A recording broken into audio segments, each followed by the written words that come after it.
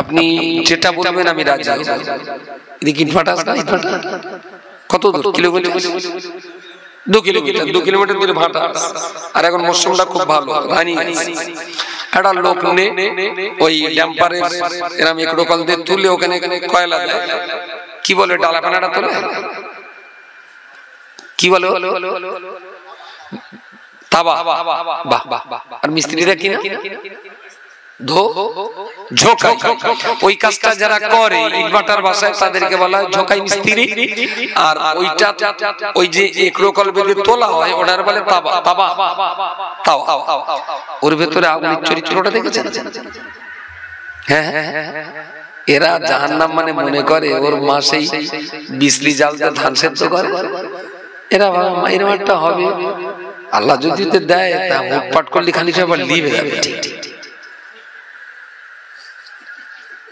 পাপী মুসলমানদের কাছে না জাহান্নামটা এরা ভাবে বিজলি জ্বালের। আচ্ছা, ওই জাহান্নামে আপনার ইট ভাটা এটা সরিয়ে নিয়ে ওর ভিতরে যা আপনি আগুন দেখছেন, জাহান্নামের আগুন এর চাইতে 70 গুণ বেশি দাহিকা শক্তি সম্পন্ন।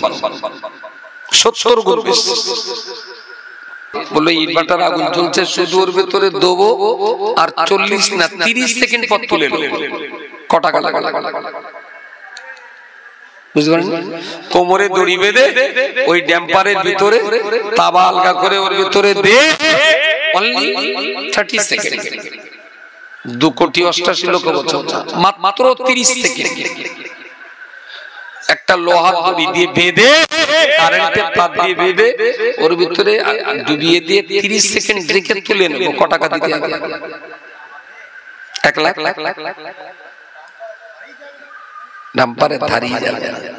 তাহলে এই যদি হয় পৃথিবীর ড্যাম্পার, তাহলে হাসরের বিচারের পরে ড্যাম্পারটা যদি তারা বুঝতো, তাহলে কি তারা পৃথিবীতে নামাজ কাজা করে বিচরণ করতে পারত? আল্লাহ নবী আমার হাদিস শরীফে বলেছেন, মেরাজের রাত্রিবেলাতে আল্লাহ পাকের ফেরেশতা আমাকে জাহান্নামের দরজা উন্মুক্ত করে দিলেন। আমি জাহান্নামের বাইরে দাঁড়িয়ে ওর ভিতরের অবস্থাটা দেখতে লাগলাম। দেখলাম ভিতরে একেবারে কঠিন অন্ধকার, আগুন জ্বলছে ঠিকই, কিন্তু কাউকে দেখা যাচ্ছে না, প্রচন্ড অন্ধকার। আমি জিবরিলকে বললাম, ভাই জিবরিল বলো দুনিয়ার জীবনে আগুন জ্বালালে অন্ধকার দূরীভূত আলো হয়ে আলোকিত হয়ে যায়, কিন্তু জাহান্নামের ভিতরে কঠিন আগুন জ্বলছে, দাউ দাউ করে আগুন জ্বলছে, এরপরেও কেন জাহান্নামের ভিতরে এত অন্ধকার? আল্লাহর ফেরেশতা জিবরিল বলবেন, ইয়া রাসূলুল্লাহ, ইয়া হাবিবাল্লাহ, এই জাহান্নাম আল্লাহ প্রথম যখন তৈরি করেছিলেন, এই জাহান্নাম প্রথম তৈরি করার সময়তে আল্লাহ আগুন দিয়ে তৈরি করলেন।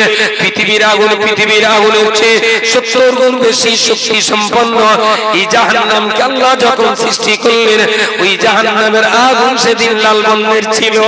আমার আল্লাহর অভিশাপ, আমার আল্লাহর লানত, আমার আল্লাহর রাগ দিয়ে ওই জাহান্নামের কঠিন আগুনগুলোকে আবার 70,000 বছর জ্বালালেন। আগুন তৈরি করার পরেতে প্রথমে আগুনের রংটা ছিল লাল রং, সেই আগুনটাকে 1000 বছর ধরে উত্তপ্ত করার পরেতে ওই আগুনের লাল রংটা হয়ে গেল শ্বেত বর্ণের। ইয়া রাসূলুল্লাহ, ইয়া হাবিবাল্লাহ, শ্বেত বর্ণের সেই আগুনটাকে আল্লাহ পাক রব্বুল আলামিন আবার 1000 বছর ধরে জ্বালিয়েছেন। সাদা আগুনগুলোকে 1000 বছর ধরে জ্বালাবার পরেতে ইয়া রাসূলুল্লাহ, ইয়া হাবিবাল্লাহ, জাহান্নামের আগুন এখন ঘোর কৃষ্ণ বর্ণের হয়ে গেছে। ইয়া রাসূলুল্লাহ, ইয়া হাবিবাল্লাহ, পৃথিবীর আগুনের যত দাহিকা শক্তি জাহান্নাম যখন প্রথম তৈরি করা হয়েছিল, তখন এই জাহান্নামের আগুনটাকে 70 বা 2 দুনিয়াতে পাঠানো হয়েছিল। 1000 বছর জ্বালানোর পরেতে আগুনের রং হয়ে গেল শেষ বললেন, আবার 1000 বছর জ্বালানোর পরেতে আগুনের রং হয়ে গেল ঘোর কালো বর্ণের। আল্লাহর বান্দা বলো কি করে সে আগুন তুমি সহ্য করবে? কি ক্ষমতা তোমার রয়েছে? এই কঠিন আযাব আযাব কঠিন গজব তুমি সহ্য করতে পারবে? এক লোকমা হারাম খাদ্য খেলে তো আল্লাহর আযাবে জাহান্নামের আযাব দিতে হবে। এক ওয়াক্ত নামাজ নষ্ট করলে 2,88,00,000 বছর কঠিন জাহান্নামের ভিতরে ভুগতে হবে। পিতামাতার অবত্যাচারণ করলে পরে আল্লাহর জাহান্নামের কঠিন আযাব সহ্য করতে হবে। ও আল্লাহর বান্দা, মুসলমানের ঘরে জন্ম নেওয়ার পরেতে একটা বার যদি তুমি জাহান্নামকে চিনতে না শেখো, আল্লাহর জাহান্নামকে যদি বুঝতে না শেখো, আল্লাহর জাহান্নামকে যদি বেপরোয়া হজম করে ফেলো, যেদিন তুমিও মরে যাবে, আমিও যেদিন মরে যাব, গোটা দুনিয়ার আপনজন, প্রিয়জন, বন্ধু বান্ধব, পিতা মাতা, সন্তান আদি কেউ তো তোমার আর আমার জন্য দাঁড়াবে না। তোমার জাহান্নামের আগুন নেভাবার জন্য তোমার নিজের যথেষ্ট হতে হবে। আমার জাহান্নাম ঠান্ডা করার জন্য আমাকে যথেষ্ট হতে হবে। কঠিন হাসরের মহামাপ ময়দানে তুমি আর আমি, আমাদের জন্য তো কেউ কিছুই করবে না। আল্লাহর বান্দা, আল্লাহর জাহান্নামের শাস্তিগুলো অন্তত একটু পড়াশোনা করে করে জাহান্নাম থেকে বাঁচার জন্য চেষ্টা করতে থাকো। পৃথিবীতে যদি এই ভাবনাটা না ভাবে, আর কবে ভাববে?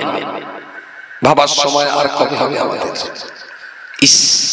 আমাদের ঘরের ছেলে ছেলে, আমাদের ঘরের মা বাবা, আমাদের ঘরের বাচ্চা কাচ্চা একদম বেপরোয়া হয়ে গেল।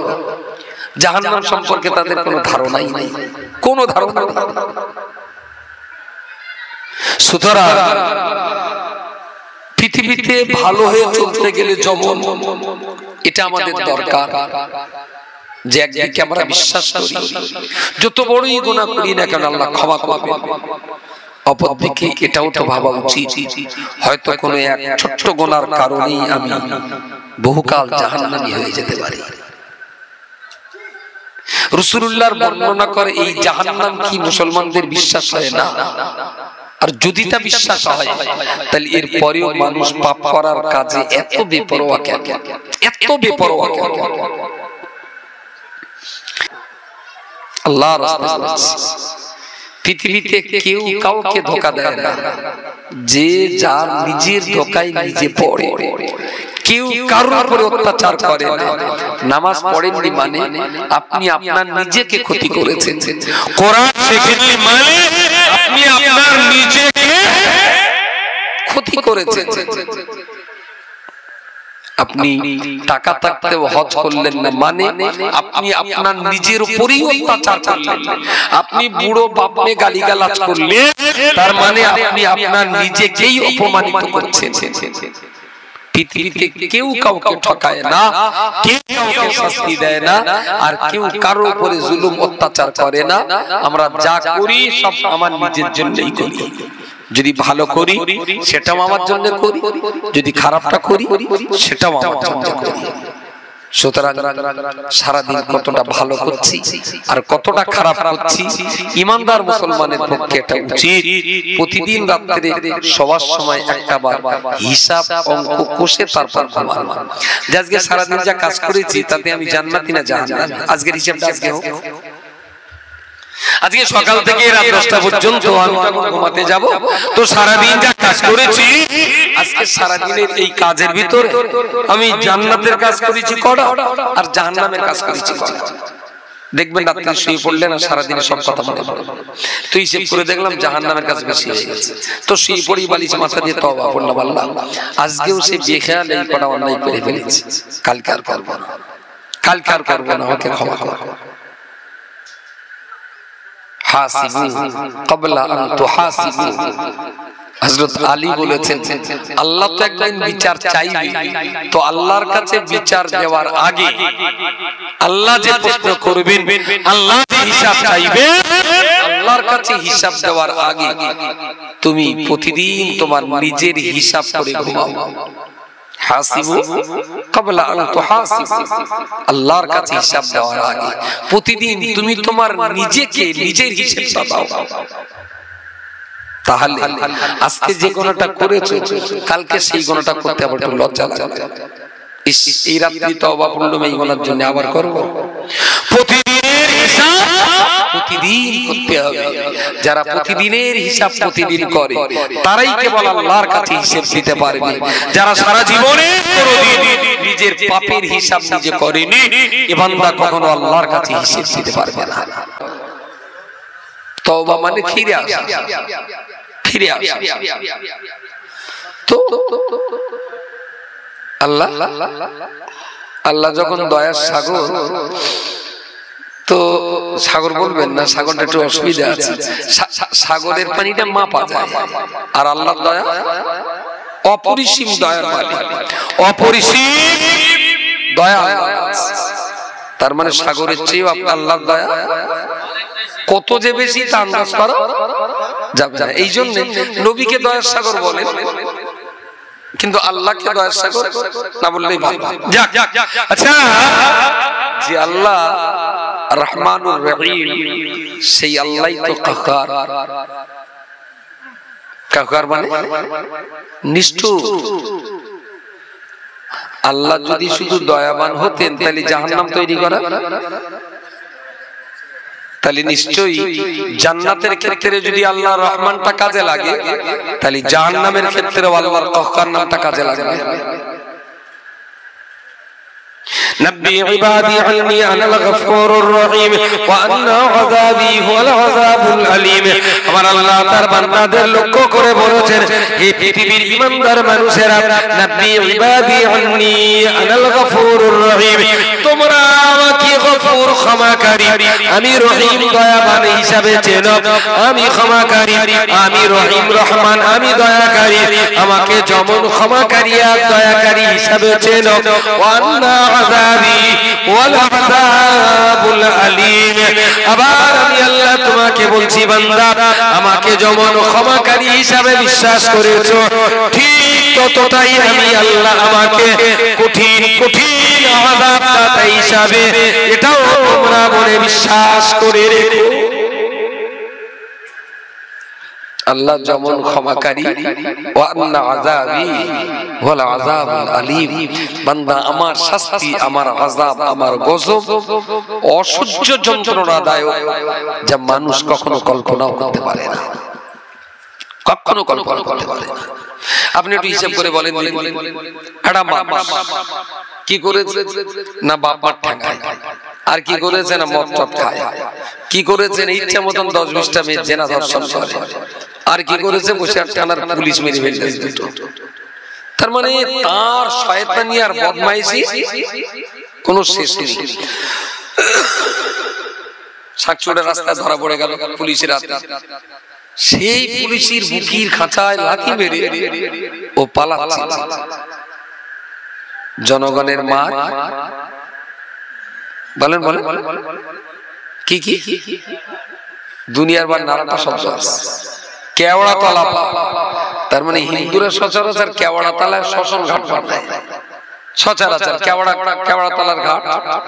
তো একটা কথা প্রবাদ আর কি, জনগণের মার কেওড়া তলা পার, তার মানে শ্মশান পার করে দেবে। তো যদি পাবলিক রাত একবার পুলিশ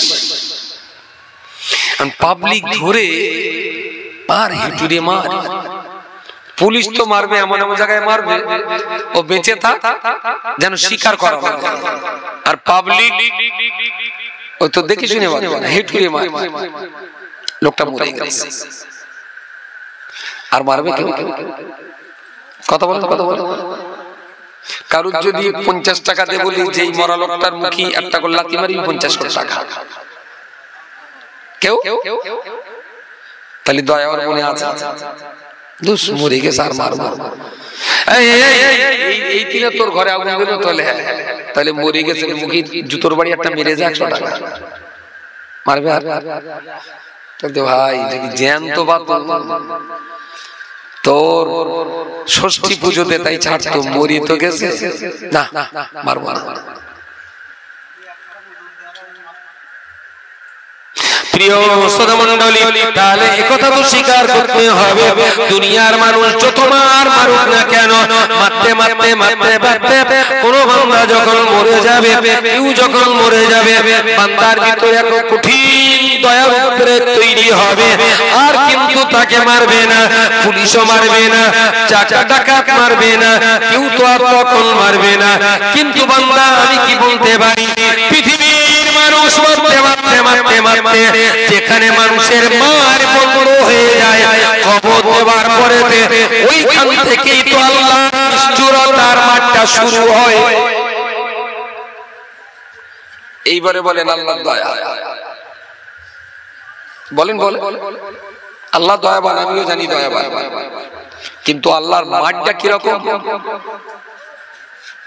মাঠটা তাম দুনিয়ার মানুষের হিংসা বিদ্বেষ সমস্ত কিছু শেষ হয় মানুষ যখন মরে, কেউ আপনাকে কষ্ট দেয় না। বান্দার রাগ যেখানে শেষ, সৃষ্টিকর্তা আল্লাহর রাগ সেখান থেকে শুরু। আপনি ভাববেন না যে আল্লাহ দয়াবান বলে এমন ক্ষমা করবে যে জাহান্নামে দেওয়ার লোক পাওয়া যাবে, তাই না? আল্লাহ যদি সেই দয়া যদি আল্লাহ দেখিয়ে দেন, তাহলে জান্নাতে জাহান্নাম তো তৈরি করার দরকার। কথা বলা যায়, জাহান্নামের দরকার আছে না? সবাই বলবে দরকার আছে, যদি বলে তুমি যাবা, বলতে না আমি যাবো, অন্য লোক যাক, ফেরাউন যাক, নমরুদ যাক, আমি কেন যাবো? ভালো, তাহলে জাহান্নামে জাহান্নামে যাব না, এটা শুধু মুখে বললে হবে না, বরং বডি ল্যাঙ্গুয়েজ দিয়ে প্রতি সেকেন্ডে সেকেন্ডে আমাকে বুঝিয়ে দিতে হবে যে আমি জান্নাতের জন্য জীবন যাপন করছি। সুবহানাল্লাহ বলেন, জোরে বলেন সুবহানাল্লাহ। নব্বি ইবাদি আন্নী আনাল গফুরুর রহিম ওয়া আন্না আযাবি হুয়াল আযাবুল আলীম। তাহলে পৃথিবীর মানুষের রাগ যেখানে শেষ হয়, আল্লাহর রাগ সেখান থেকে শেষ হয়। দুনিয়ার মানুষের প্রেম ভালোবাসা আদর যত্ন যেখানে ফুরিয়ে যায়, আল্লাহর প্রেম মহব্বত ভালোবাসা রহমত আর করুণা সেখান থেকে শুরু হয়, সেখান থেকে শুরু হয়। প্রিয় শ্রোতা মণ্ডলী, মনে রাখুন, কুল ইয়া ইবাদিয়াল্লাযীনা আসরাফু আলা আনফুসিহিম লা তাকনাতু মির রাহমাতিল্লাহি ইন্নাল্লাহা ইয়াগফিরুয যুনুবা জামিআ ইন্নাহু হুয়াল গফুরুর রহিম। আমার আল্লাহ কোরআনের ভিতরে বলে দিয়েছেন, কুল ইয়া ইবাদিয়াল্লাযীনা আসরাফু, এই পৃথিবীর ঈমানদার মানুষেরা, তোমরা যারা নিজের নফসের উপরে জুলুম করেছো, পাপ করেছো, অত্যাচার করেছো, নামাজ পড়োনি, মদ খাওনি, চুরি করেছো, যাকাত দাওনি, চুরি করেছো, যাকাত দাওনি, গুনামি করেছো, মানুষ খুন করেছো, পিতা মাতার সেবা যত্ন করোনি, প্রতিবেশীর হক আদায় করোনি, নামাজ কালাম কিছুই আদায় করোনি, ও বান্দা, আমি আল্লাহ এত অপরাধ করার পরেও তোমাকে আমি আল্লাহ বলছি, আমি আল্লাহ তোমাকে বলছি, তোমার পাপ যদি দুনিয়ার জমিন থেকে আসমানের প্রথম পর্যন্ত পৌঁছে যায়, এরপরেও তো আমি আল্লাহ তোমার দিকে তাকিয়ে বলছি, বান্দারে লা তাকনাতু মির রাহমাতিল্লাহি, তোর গুনাহ যদি পৃথিবীর জমিন থেকে প্রথম আসমান পর্যন্ত ঠেকে যায়, তবুও বলছি বান্দারে আমার গুনাহ তোরই গুনাহ, ক্ষমা করতে পারি না আমি আল্লাহ। এ ব্যাপারে তুই হতাশ হয়ে যাবি না, নিরাশ হয়ে যাবি না। ইন্নাল্লাহা ইয়াগফিরুয যুনুবা জামিআ, জমিন থেকে আসমান পর্যন্ত যদি তোমার গুনাহ থেকে যায়, তবুও আমি আল্লাহ কথা দিলাম তোর तमाम জিন্দেগীর সব গুনাহকে আমি আল্লাহ maaf করে দিতে পারি। তাহলে এত বিরাট বড় গুনাহগার, সেটা ক্ষমা করার মতন দয়াও আল্লাহর আছে। আবার তাম দুনিয়ার মানুষের যে রাগ, ক্ষোভ, মারামারি, কাটাকাটি, খুন খারাপি আর কষ্ট দেওয়ার যে মানসিকতা, তার চাইতে অনেক বেশি কষ্ট আর শাস্তি দেওয়ার যোগ্যতাও। তাহলে একদিকে আল্লাহ দয়া, মায়া, ক্ষমা পাওয়ার থাকবে এক অসম্ভব রকমের ভিতরে চাহিদা, যাই করি না কেন আল্লাহ আমাকে ক্ষমা করবেই করবে। সুবহানাল্লাহ। কেউ যদি কখনো ভাবে যে আমি যা গুনাহ করেছি আমার গুনাহ ক্ষমা হবে না, গুনাহ ক্ষমা হবে না, এই কথাটা বলাটাই হলো কবিরা গুনাহ। বুঝলেন? গুনাহ ক্ষমা হবে না এই ধারণা করাটাই বড় গুনাহ। সুতরাং আপনি যত বড়ই গুনাহ করুন না কেন আপনার গুনাহ ক্ষমা করার ইচ্ছা আল্লাহর আছে। সঙ্গে উল্টো দিকটায় এটাও মনে রাখতে হবে, পার পরিমাণ সওয়াবের কাজ মনে করেছি, জ্ঞানে অজ্ঞানে স্বেচ্ছায় কিংবা অনিচ্ছায় কোনদিন কোন জায়গায় এমন কিছু অন্যায় অপকর্ম হয়তো করিয়ে ফেলেছি, যে অন্যায় অপকর্মের কারণে আল্লাহ পাকের বিচারে হয়তো 5 মিনিট আমাকে জাহান্নামে থাকতে হবে। 80 বছরের জীবনে হয়তো এমন একটা গুনাহ করে ফেলেছি 5 বছর 5 মিনিট থাকতে হবে জাহান্নামে। 5 মিনিট, ইস কি করে সহ্য হবে এই 5 মিনিট? কি করে পারবো আমি 5 মিনিটের শাস্তি ভোগ করতে? এই 5 মিনিটের শাস্তি জাহান্নামে আমার পক্ষে কি সম্ভব? আমি কি পারবো সেই আযাব সহ্য করতে? প্রিয় শ্রোতা মণ্ডলী, ছোট গোনাটাকে ছোট মনে করে বারবার ছোট গোনাটাকে ছোট মনে করে বারংবার করাটাই তো কাবিরা গুনাহ। বিড়ি খাওয়া সুন্নত না মুস্তাহাব? মাকরুহ। তো এটা একটুখানি ভালো করে বলে, মাকরুহ না, মাকরুহ তাহরিম, মাকরুহ তাহরিম। তো হারামের নিকটস্থ নিষিদ্ধ কাজ, গুনাহ। আচ্ছা, যে লোকটা বিড়ি খায় সচরাচর, সারাদিন কড়া খায়, 2 বান্ডিলও খায়, চাচা চাচি হচ্ছে 2 জন মিলে খায়, 1 বান্ডিল করে 20 না 22 18, মোটামুটি সংখ্যাটা খায় না কেউ, কিন্তু সংখ্যাটা জানে ভালো। 18টা বিড়ি থেকে 1 বান্ডিল। আচ্ছা, একটা ছোট ছোট গুনাহ হলেও আল্লাহওয়ালা বান্দা তার ভিতরে ভয় ঢুকে, যেই গুনাহ করে 5 মিনিট যদি আল্লাহ জাহান্নামে দেয়, তাই বা থাকবো কি করে? আর যে লোকটা প্রতিদিন 22 বার করে বিড়ির ভাষায় চুমু দেয়, এর ভেতরে আর জাহান্নামের ভয় বলে কিছু আছে বলে মনে হয়? আছে বলে? পার ডে 22 বার করে গুনাহ করা আপনি করতে পারেন, অসুবিধা কিছু নেই। ওই প্রথম শ্বশুর বাড়ি যাওয়ার সময় বিয়েতে একটা পোশাক পরে যায়, কিন্তু আমার যা হিসেবে বলে বিয়ের পোশাকের চাইতে বেশি টার্গেট থাকে ওই বিয়ের পরে ফিরুনি আসা পোশাক। কারণ বিয়ে বাড়িতে তো প্রচুর ভিড় থাকে, প্রচুর জামা কাপড় সবকিছু পরে ঠিকই, কিন্তু ওই দিন বলে বহু লোক এমন এমন পোশাক পরে আছে যে দেখা যাচ্ছে বরের সেফকে যাচ্ছে। আমার কথা বলা যায়, শুধু মাথায় পাগড়ি রয়েছে বলে বোঝা যাচ্ছে, কারণ আমি তো একা বড় লোক না, আমার চেয়ে বড় লোক তো সমাজে আছে। তো অনেক বিয়ে বাড়িতে দেখা গেছে বরের জামা যদি 12,000 হয়, তো বরযাত্রীর কারো কারো জামা 24,000 আছে। বরের হাতে যদি 2,000 টাকার ঘড়ি থাকে, তো কারো কারো হাতে 10,000-এর ঘড়ি আছে। বরের জুতো যদি 500 টাকার হয়, কারো কারো পায়ের 2800 টাকার জুতো আছে। খুব ভুল বলছি? তাহলে বাবার উপরেও বাবা আছে। তো ওর জায়গাতেও ওর ফ্যামিলির ভিতরে সর্বোচ্চ যে পোশাক পরিধান করার আজকে সেইটা পরে এসেছে, কিন্তু ও যখন দেখে শালা হারামি দেখো দিন আমার চেয়ে বেশি দামি জুতো আর জামা পরে আছে, মেয়ে যদি ওর দেখা হয় তো আমার বাদ ওর ধরবে, ওর মনটা না তখন ছোট হয়ে যায়।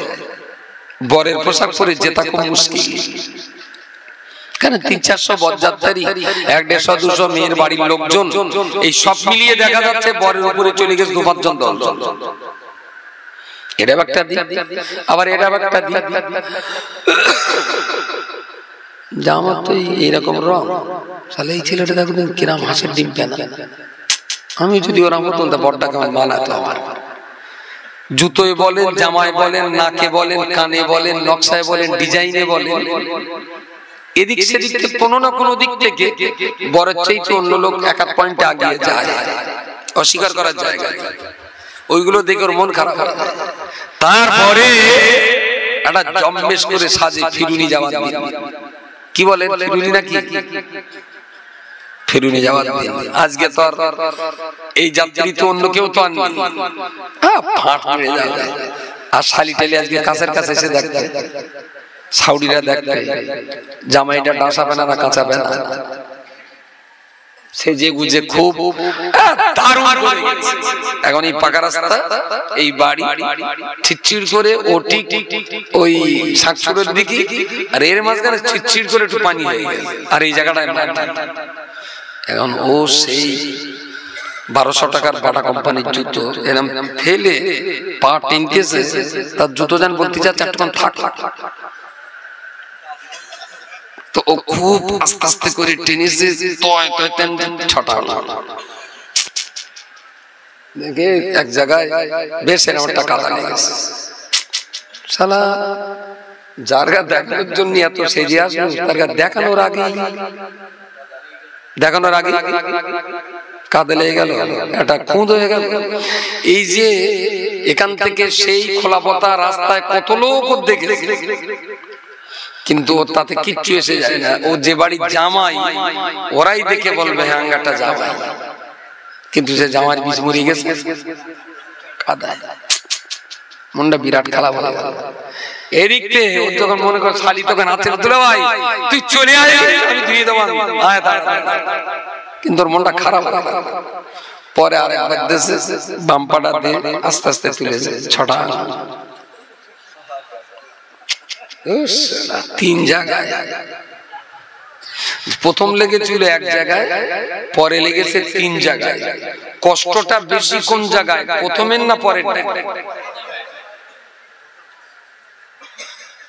কোনটা কষ্ট বেশি? প্রথমে লেগেছে এক জায়গায়, পরে লেগেছে 3 জায়গায়। বেশি কষ্ট প্রথমটায় না পরেরটায়?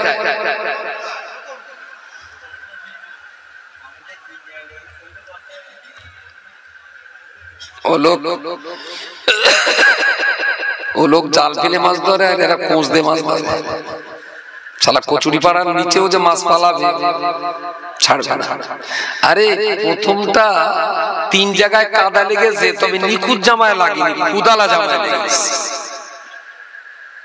দ্বিতীয়বার যে 3টে লেগেছে, ওরা কিন্তু নিখুঁত জামায় লাগেনি, কুতলা জামায় লেগেছে, তাই না? আর প্রথম যেটা লেগেছিল একদম নিখুঁত জামায় লেগেছে। সুতরাং পরেরটার চাইতে প্রথম কষ্টটা অনেক বেশি, অনেক বেশি। যদি আমার কথাটা বিশ্বাস না হয়, এই খাবার সময় আমি আপনার প্রথমে 1 কোড়া ঝোল এখানে দেবো, তারপরে 3 কোড়া জল ফুটিয়ে দেবো, আপনি বলবেন কোন কষ্টটা বেশি, প্রথমটা না পরেরটা? প্রথম কষ্টটাই বড় কষ্ট, কারণ নিখুঁত ছিল। যেই পরে আবার দেখে লেগে গেছে, দুঃ শালা সেই জন লেগেই গেছে, তার দেরি করে তয় হেঁটে লাভ না, ছড়াং ছড়াং ছড়াং ছড়াং পুরো গিয়ে আয়নার সামনে দাঁড়িয়ে থাকে, পিটি একদম বাংলার ম্যাপ, কাদা ছিটকে লেগে খুলে টুলে দিয়ে দিলে পরিষ্কার।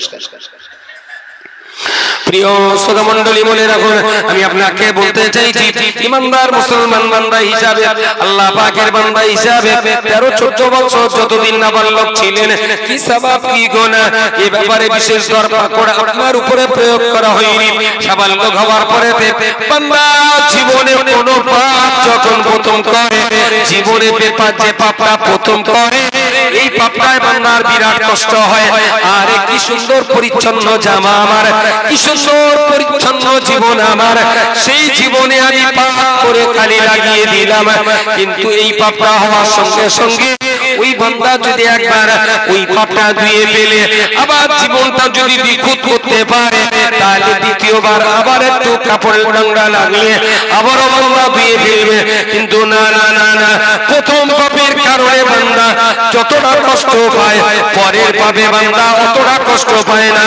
তবে শেষে যখন ভেবে নিল, যাদের দেখাবার জন্য এই সুন্দর সেজেছিলাম, নিখুঁত যখন থাকলো না, চলো পিঠে যা কাদা লাগাল লেগে যাক, ধুয়ে ফেলে আবার পড়া যাবে।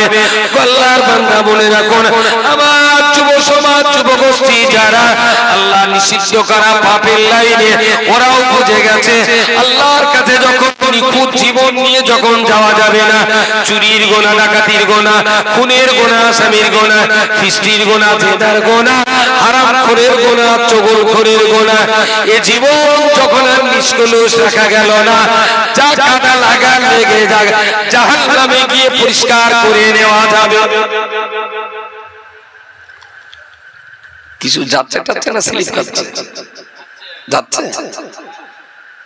যদি তাই হয় তাহলে জানবেন কিছু মানুষ না পৃথিবীর বেপরোয়া হয়ে গেছে।